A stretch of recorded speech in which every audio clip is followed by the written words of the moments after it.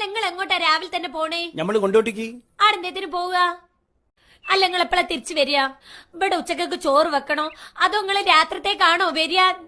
അല്ല നിങ്ങൾ രാത്രിത്തേക്ക് എന്തോ തിന്നിട്ടാണോ വരിക? എന്താണ് നമ്മൾ ചെയ്യേണ്ടത്? നിങ്ങളൊന്ന് പറഞ്ഞു. റബ്ബേ, ഏതെങ്കിലും ഒരു ബൈക്ക് ഇറങ്ങുമ്പോ ഓളെ പകരം 100-150 ചോദ്യാണ്. കല്യാണം കഴിക്കാത്തോണ്ടാണ് കൊളംബസ് അമേരിക്ക കണ്ടുപിടിച്ചെന്ന് ബാലേട്ടൻ പറഞ്ഞ ശരിയാ?